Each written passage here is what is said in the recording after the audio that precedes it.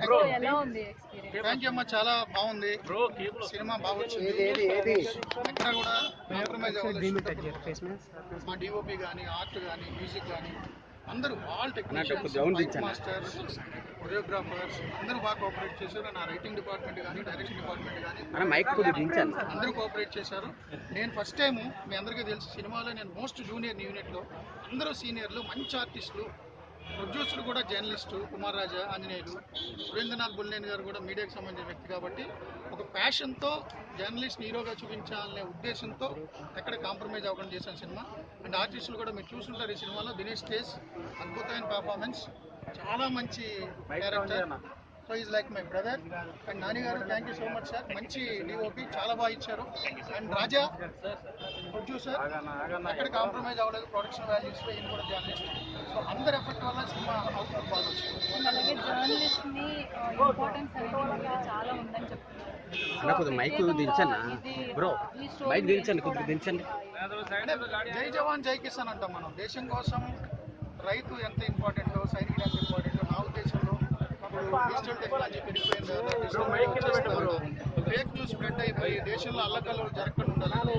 సైనికుడు ఎంత ముఖ్యమో అన్నం పెట్టే రైతు ఎంత ముఖ్యమో జర్నలిస్ట్ కూడా అంతే ముఖ్యమనే కాన్సెప్ట్ ఈ సినిమా విషయం. మేము జర్నలిస్ట్ కాబట్టి ప్రొడ్యూసర్ కూడా జర్నలిస్ట్ కాబట్టి. అలాగే బాబుగా రిలీజ్ అప్పుడే పాజిటివ్ రెస్పాన్సిబుల్గా వచ్చింది. ఇప్పుడు చూస్తే ఆడియన్స్ కూడా రెస్పాన్స్ అయితే చాలా బాగుంది. అంటే టీజర్ రిలీజ్ చేయడానికి ఆయన్నే సంప్రదించడానికి రీజన్ అంటే యాక్చువల్ నేను ఫస్ట్ చిరంజీవి గారితో కూడా లాంచ్ చేయించాను. అండ్ అదేవిధంగా సుకుమార్ గారితో ట్రైలర్ లాంచ్ చేయించాను. అండ్ రిలీజ్ ట్రైలర్ చంద్రబాబు గారితో లాంచ్ చేయించాను. సో స్పెసిఫిక్గా చంద్రబాబు గారిని అనుకోలేదు, బట్ పొలిటికల్ థ్రిల్లర్ కాబట్టి ఆయనతో నేను ఇంటర్వ్యూకి వెళ్ళాను కాబట్టి, పొలిటికల్ ఇంటర్వ్యూ, ఆ సందర్భంగా నన్ను అడిగారు ఏం సినిమా చేస్తున్నావు కదా అది ఇది చాలా. అప్పుడు ఆయన చూపించి ఆయన చేయించాను. సార్ మామూలుగా అంటే మీరు ఎంతో మంది పొలిటికల్ లీడర్స్ని చూసారు, ఇప్పుడు 2 తీశారు అండ్ 3 కూడా తీస్తున్నారని టాక్ అయితే వస్తుంది.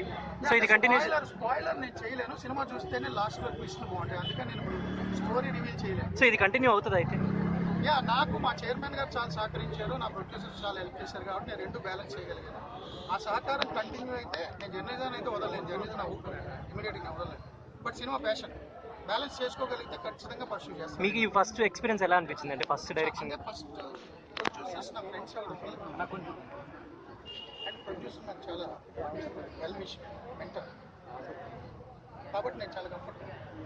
And DOP, senior co director, నా రైటింగ్ డిపార్ట్మెంట్, నా direction department, and all technicians and artist Sachin Gede garu, Vishnusen Gupta గారు, ఇంద్రజ గారు, అండ్ అజయ్ ఘోష్ గారు అద్భుతమైన పర్ఫార్మెన్స్, ఉదయ్ భాన్ గారు, అజయ్ గారు, అండ్ పృథ్వీ, 30 years పృథ్వీ, సప్తగిరి, శ్రీ, రఘు కారమంచి, రఘుబాబు గారు, ఎవరిని కాదని మేడం కూడా యాక్ట్ చేశారు ఇంపార్టెంట్. ఇంకో చిన్ను గురించి అయితే చెప్పగలను. దినేష్ తేజ్కి చాలా ఇంపార్టెంట్ క్యారెక్టర్. నేను ఎందుకు థ్యాంక్స్ చెప్తానంటే, మా ప్రొడ్యూసర్స్ మేము అందరూ అనుకున్నాం సో ఇట్స్ క్యారెక్టర్ ఎవరు చేయాలంటే నేను ఎవరికి ఏం చెప్పలేదు. రేపు షూట్ అంటే నేను దినేష్కి ఫోన్ చేశాను. ప్లేబ్యాక్ సినిమాలో నాతో పాటు యాక్ట్ చేశాడు. ప్లేబ్యాక్ నన్ను యాక్ట్ చేయించిన మొదటి డైరెక్టర్ హరిప్రసాద్ జగ్గా, సుకుమార్ గారి క్లోజ్ ఫ్రెండ్. ఆయన సినిమాలో నన్ను యాక్ట్ చేయించినప్పుడు నేను చూశాను సెట్ ఎలా ఉంటుంది, డైరెక్షన్ ఎలా ఉంటుంది. కాబట్టి నాకు దినేష్ క్లోజ్ కాబట్టి దినేష్ నాకు ఫోన్ చేశాడు. ఫస్ట్ లుక్ బాగుంది సార్ అంటే, నేను నీకు విషయం చెప్తాను, రేపు షూట్ అంటే ఈరోజు ఫోన్ చేసి సెట్కి వచ్చాను. క్యారెక్టర్ కూడా చెప్పాలి, సెట్కి వచ్చి యాక్ట్ చేశాడు. చిన్న థ్యాంక్ యూ.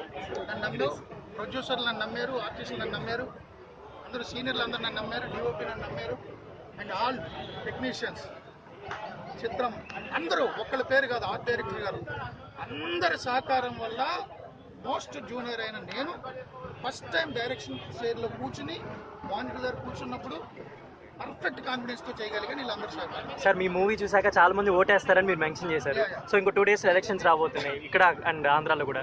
సో ఓటర్స్కి మీరు ఏం చెప్దాం అనుకుంటున్నారు? నేను అదే చెప్తాను, మనం డెమోక్రసీలో ఉన్నాము. మనకి అవునన్నా కాదన్నా, ఇష్టం ఉన్నా ఇష్టం లేకపోయినా రాజకీయ వ్యవస్థే మన జీవితాలు శాసిస్తుంది. అమ్మా నాన్నకి మీరు పుట్టినా కానీ నువ్వు పుట్టావు అని నీకు పుట్టిన ధృవీకరణ పత్రం ఇవ్వాల్సింది ప్రభుత్వమే. నువ్వు చనిపోయినా కానీ చనిపోయిన తర్వాత నీ పిల్లలకి వారసత్వం రావాలంటే నువ్వు చనిపోయిన సర్టిఫికేట్ కూడా గవర్నమెంటే ఇవ్వాలి. పుట్టిన దగ్గర నుంచి చచ్చిన వరకు నీ పెళ్ళిళ్ళ రిజిస్ట్రేషన్ కూడా గవర్నమెంటే చేయాలి. నీ పిల్లలు ఎక్కడ చదవాలో కూడా గవర్నమెంటే చెప్పాలి. నీకు నచ్చినా నచ్చకపోయినా, నీకు రాజకీయాలు ఇష్టం ఉన్నా లేకపోయినా, నువ్వు ఓటేసినా వేయకపోయినా, నీ జీవితాల మీద, నీ తర్వాత తరాల మీద కూడా కూర్చుని శాసించేవాడు రాజకీయ నాయకుడు. వాడు మంచోడో చెడ్డాడో ఎంపిక చేసుకునే హక్కు నీకుంది. అది ఎంపిక చేసుకోకుండా జీవితం అంతా నా జీవితం ఎలా అయింది, నా పిల్లల జీవితం ఎలా అయింది, ఉద్యోగాలు లేవు, ఉపాధి లేదు, పన్నులు పెరిగిపోయినాయి, ఈ తోటకూర ఏడుపులు ఆపేయండి. వెళ్ళి మంచివాడు ఎవడో ఎన్నిక వేసి ఓట్ చేయండి. అది నేను పెద్దలకు చెప్పాను. Okay sir, and thank you. అలాగే మూవీ ఇప్పుడు జర్నలిజంకి పాలిటిక్స్కి సమానంగా తీశారు. కానీ ప్రతిపక్షాలు ఏమంటున్నాయి అంటే కావాలనే మంచి పీక్ టైంలో చూసి మూవీని రిలీజ్ నేనేమన్నా అంటే ప్రతిపక్షాలు అందరినీ వచ్చి సినిమా చూడమన్నా, ఎవరైనా ఊ అంటే నా ప్రొడ్యూసర్తో మాట్లాడి ఫ్రీగా చూపిస్తా, వాళ్ళు కూడా నన్ను అప్రిషియేట్ చేస్తారు. Phone thank you.